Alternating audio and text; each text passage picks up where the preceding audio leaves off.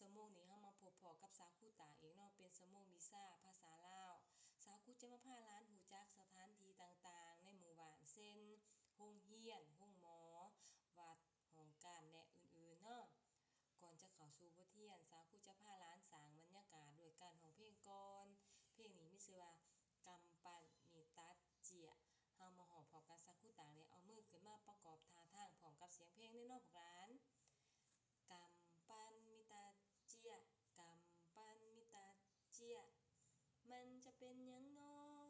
มันจะเป็นหยังน้อมือข้างซ้ายก็เป็นตัดมือข้างขวาก็เป็นตัดเป็นโตกระต่ายเป็นโตกระต่ายกำปั้นมีตาเจียกำปั้นมีตาเจียมันจะเป็นหยังน้อมันจะเป็นหยังน้อมือข้างซ้ายก็เป็นเจียมือข้างขวาก็เป็นเจียเป็นแมงกระเบือเป็นแมงกระเบือกำปั้นมีตาเจียกำปั้นมีตาเจียมันจะเป็นหยังน้อมันจะเป็นหยังน้อมือข้างซ้ายก็เป็นกำมือข้างขวาก็เป็นกำเป็นโตดิงเป็นโตดิงสมเสริญนะพวกหลานเนาะเก่งหลายสมมุติก่อนสาวครูก็ได้พาหลานอ่านคำศัพท์เนาะมีสอเสือสอสิงสอเสือสอสงเนาะหลานหน่อยก็ได้อ่านไปแล้วและส่งมาให้สาวครูตากได้เบิ่งนำเนาะสาวครูขอชมเชยหลานหน่อยเก่งหลายเพื่อบ่เป็นการเสียเวลาเนาะเฮามาเข้าสู่บทเรียนสาวครูจะพาหลานรู้จักสถานที่ต่างๆในหมู่บ้านเนาะว่ามีแนวใดแน่เนาะหรือว่ามีของการแนวใดแน่เนาะพวกหลานเนาะเฮามาสังเกตเบิ่งนำกันเนาะนี่แม่นรูปภาพหมู่บ้านของเฮาเนาะมีเรือนประชาชนอยู่เนาะเป็นหมู่บ้านและมีห้องการเนาะแต่ละห้องการที่ว่าอยู่รวมกับหมู่บ้านเนาะหมู่บ้านแห่งหนึ่งเช่นว่ามีห้องการในบ้านห้องการไปรษณีย์เนาะห้องการตำรวจโรงหมอโรงเรียนมีหลายๆห้องการเนาะเช่นว่าและมีสถานที่ที่ว่านั่งเล่นหรือว่านั่งพักผ่อนหรือว่าออกกำลังกายเนาะสถานที่ที่ว่าเฮาพักผ่อนเนาะเป็นแบบธรรมชาติเนาะแล้วเฮามาสังเกตเบิ่งนำกันเนาะว่าจะมีห้องการใดแน่เนาะนี่แม่นโรงเรียนเนาะเป็นโรงเรียนที่ว่าเฮาไปเรียนหนังสือนำสาคูนำในครูเนาะแม่นโรงเรียนที่ว่าอยู่ในหมู่บ้านเนาะโรงเรียนหมู่บ้านแห่งหนึ่งเนาะหรือว่าแต่ละหมู่บ้านก็ต้องมีโรงเรียนสถานที่ที่ว่ามีนักเรียนไปเรียนเนาะพวกหลานเนาะมีโรงเรียนและมีคนหรือว่าจำนวนนักเรียนไปเรียนอยู่สถานที่หมู่บ้านเนาะที่ว่าเป็นโรงเรียนเนาะนี่แม่นโรงเรียนแล้วเป็นห้องการหรือว่าสถานที่ห้องหมอเนาะเป็นห้องหมอที่ว่าเป็นบ่อนรักษาคนเจ็บเนาะแล้วก็เป็นห้องการของพนักงานที่ว่าเป็นแพทย์เป็นหมอที่ว่าได้อาศัยอยู่เนาะหรือว่าได้ประจำการเฮ็ดเวียกเบิ่งแย่งคนเจ็บเนาะแม่นห้องหมอเป็นสถานที่ให้คนเจ็บไปพักเช้าเนาะหรือว่าไปนอนปัวหรือว่ารักษาพยาธิเนาะนี่แม่นห้องหมอสถานที่ห้องหมอและนี่แม่นเป็นสถานที่วัดเนาะวัดแม่นเป็นบ่อนที่ว่าประชาชนเฮาเนาะหรือว่าพวกเฮาได้ไปย่อมือนบหรือว่าไปใส่บาตรเนาะไปเฮ็ดบุญแม่นสถานที่อยู่วัดเนาะพวกหลานนี่เคยเข้าไปวัดอยู่บ่ไปย่อมือสาธุเนาะหรือว่าไปเฮ็ดบุญเนาะทุกๆวันศีลจังซี่เนาะเฮาต้องได้ไปใส่บาตรเนาะหรือว่าไปจังหันไปเพศนี่แม่นสถานที่วัดเนาะอยู่วัดที่ว่ามีครูบาอาศัยอยู่เนาะวัดและห้องการตำรวจเนาะที่เป็นแบบห้องการตำรวจที่เป็นแบบว่าตำรวจเพิ่นได้รักษาความสงบเนาะเป็นห้องการที่ว่าเฮ็ดเวียกรักษาความสงบให้ประชาชนเนาะป้องกันความสงบบ่ให้มีคนที่ว่าบ่ดีไป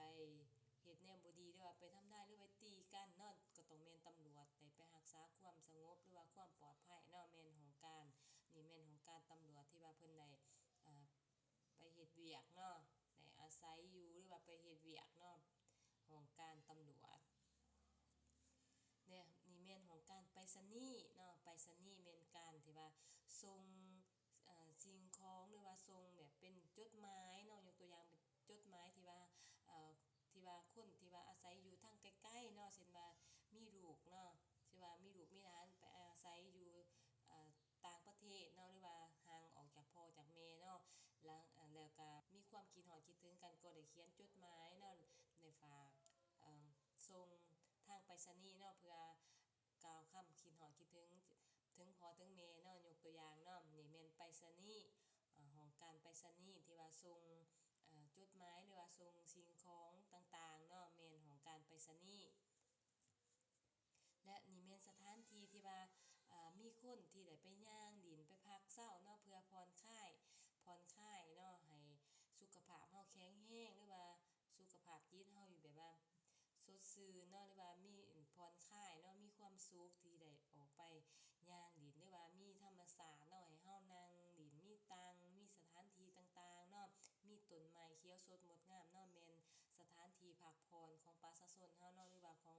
คนเฮาเนาะนี่แม่นสถานที่พักผ่อนเนาะผ่อนคลายพวกหลานนี่เคยได้ไปดินอยู่บ่ได้ไปนั่งดินอยู่บ่แม่นสถานที่ที่เฮาพักที่ว่าเฮาผ่อนคลายหรือว่าไปดินกีฬาเนาะออกกำลังกายต่างๆเนาะพวกหลานเนาะ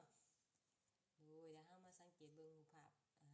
น้ำสาคูอีกเนาะนี่แม่นรูปภาพหมู่บ้านเนาะเป็นหมู่บ้านหนึ่งที่มีประชาชนได้อาศัยอยู่นำกันเนาะมีสถานที่ของการต่างๆเนาะเช่นว่าโรงหมอโรงเรียนของการบ้านจังซี่เนาะเป็นสถานที่ตำรวจบ่ต่างๆที่ว่าสาคูได้ยกมาให้หลานได้เบิ่งเนาะแล้วเฮามาสังเกตเบิ่งคืนอีกเนาะเทื่อนึงนี่แม่นรูปภาพสถานที่โรงเรียนเนาะเป็นโรงเรียนที่ว่าเฮาได้ไปเรียนหนังสือไปเอาความรู้นำสาวครูหรือว่านำนายครูเนาะแม่นเป็นโรงเรียนเพื่อเรียนหนังสือเอาความรู้นำนายครูหรือว่าสาวครูเนาะแม่นนักเรียนเฮาได้ไปเรียนหนังสือเนาะตามสถานที่โรงเรียนหรือว่าเป็นหมู่บ้านหนึ่งที่ว่าได้มีโรงเรียนสร้างตั้งขึ้นมาเนาะนี่แม่นโรงเรียนโรงเรียน นี่แม่นของการหรือว่าเอ่อห้องหมอเนาะเอิ้นว่าห้องหมอเนาะพวกหลานเนาะห้องหมอแม่นบ่สถานที่ที่ว่ารักษาคนบ่สบายเนาะเป็นไข้เป็นเอ่อต่างๆเนาะที่ว่าเป็นพยาธิเนาะต่างๆที่ว่าบ่สบายแล้วก็ต้องได้ไปหาหมอเพื่อรักษาให้เซาเนาะนี่แม่นสถานที่ห้องหมอห้องหมอห้องหมอเนาะแพทย์หมอเพิ่นก็ได้ปัวรักษาคนเจ็บให้เศร้าเนาะนี่แม่นสถานที่แบบว่าวัดเนาะเป็นวัดแม่นมาเฮาประชาชนเฮาเนาะได้ไปกราบหรือว่าไปนบไปไหว้เนาะว่าเวลาเฮ็ดบุญหรือว่าทุกๆวันศีลประชาชนหรือว่าพวกเฮาก็ได้เข้าไปวัดเพื่อได้เฮ็ดบุญเนาะพวกหลานเนาะนี่แม่นสถานที่วัดแม่นครูบาเพิ่นได้อาศัยอยู่แม่นอยู่วัดเนาะพวกหลานเนาะพวกหลานนี่ได้เคยไปอยู่บ่วัดโดยนี่แม่นวัดเนาะและสถานที่ตัวนี้แม่นของการตำรวจเนาะของการตำรวจแม่นตำรวจได้อาศัยอยู่หรือว่าเพิ่นได้ประจำการเนาะรักษาความสงบให้ประชาชนเนาะถ้าผู้ใดเฮ็ดผิดตำรวจก็จะเอ่อลงไปกวดกาเบิ่งเนาะหรือว่าตีกันเนาะเฮ็ดเดือก่อความวุ่นวายเนาะตำรวจก็จะไปเอ่อไปแบบไปจับเนาะหรือว่าไปกล่าวคำที่แบบว่าถ้าใครเฮ็ดผิดเนาะตำรวจก็จะลงโทษตามระเบียบเนาะนี่แม่นสถานที่ตำรวจเนาะตำรวจแม่นเพิ่นรักษาความสงบให้ประชาชนเนาะพวกหลานเนาะนี่แม่นของการตำรวจเนี่ยและนี่แม่นของการไปรษณีย์เนาะไปรษณีย์ของการไปรษณีย์แม่นเป็นของการที่ว่ารับฝากเนาะรับฝากเช่นว่าเขียนจดหมายหากันเนาะคนที่ว่าอยู่ทางไกลเนาะอยู่ทางไกลก็ต้องได้เขียนจดหมายมาถึงพ่อถึงแม่จังซี่เนาะก็ต้องได้ฝากผ่านของการไปรษณีย์เนาะของการไปรษณีย์โดยแล้วมาเบิ่งสถานที่ที่ว่าที่พรที่บอนพรพักพรเนาะหรือว่าพรค่ายเนาะออกกำลังกายเนาะในสถานที่ที่ตัวนี้แม่นธรรมศาสตร์เนาะที่ว่าเขียวสดงดงามเนาะไผๆก็อยากไปพักพรเพื่อพรค่ายให้สุขภาพของเฮาแข็งแรงเนาะพวกหลานเนาะนี่แม่นสถานที่พักพรเนาะในหมู่บ้านแห่ โดยชั่วโมงนี้เนาะสาวครูก็ได้พาหลานเรียนเกี่ยวกับการฮู้สถานที่ในหมู่บ้านเนาะในหมู่บ้านของเฮาว่ามีหยังแหน่เนาะหลานน้อยก็ได้เรียนไปนำสาวครูตากเนาะมีโรงหมอโรงเรียนของการตำรวจเนาะสถานที่ต่างๆเนาะพวกหลานเนาะโดยสุดท้ายนี้สาวครูก็ขอให้หลานหน่อยตั้งใจเรียนเนาะเป็นเด็กคำฮูฟังความพ่อแม่อ้ายเอื้อน้องเบิดทุกคนเด้อโดยชั่วโมงหน้าคอยเจอกันใหม่เนาะพวกหลานชั่วโมงนี้บ๊ายบา